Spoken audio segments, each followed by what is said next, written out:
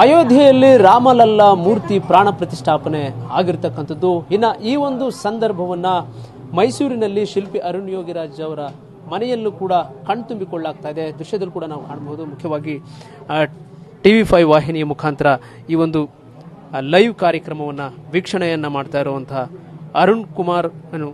ಅರುಣ್ ಯೋಗಿರಾಜ್ ಅವರೇನಿದ್ದಾರೆ, ಅವರ ಕುಟುಂಬ ವರ್ಗದವರೆಲ್ಲರೂ ಕೂಡ ಇವತ್ತು ಈ ಒಂದು ಕಾರ್ಯಕ್ರಮವನ್ನು ವೀಕ್ಷಣೆ ಮಾಡ್ತಾ ಇರತಕ್ಕಂಥದ್ದು.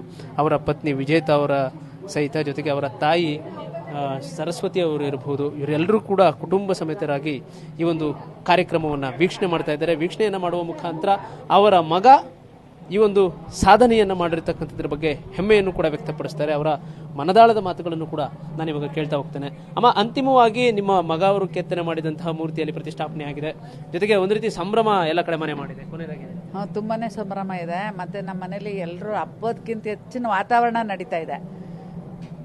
ಮತ್ತೆ ನಮ್ಮ ಅಲ್ಲೆಲ್ಲ ಈಗ ಸಿಂಗಾರಗೊಂಡಂತಹ ಮೂರ್ತಿ ನೋಡಿದ್ರೆ, ಅಂದ್ರೆ ಇಷ್ಟು ದಿನ ಸಿಂಗಾರಗೊಂಡಿಲ್ದೇ ಇರುವಂತಹ ಮೂರ್ತಿಯನ್ನು ನೋಡ್ತಿದ್ವಿ. ಇವಾಗ ಆ ಥರದ ಒಂದು ಕಾರ್ಯಕ್ರಮ ಎಲ್ಲ ಅಲಂಕೃತ ರಾಮನಾಗಿದ್ದಾನೆ. ಪಟ್ಟಾಭಿಷೇಕ ನಡೀತಾ ಇದೆ. ಕಣ್ಣೆರಡು ತುಂಬು ಬರ್ತಾ ಇದೆ ನೋಡಕ್ಕೆ. ನಿಜಾಗೂ ಆ ಪರಮಾತ್ಮ ಆಯುಷ್ಯ ಆರೋಗ್ಯ ಕೊಟ್ಟು ಅವನನ್ನು ಕಾಪಾಡಲಿ ಅಂತ ಕೇಳಕ್ಕೆ ಇಷ್ಟಪಡ್ತೀನಿ.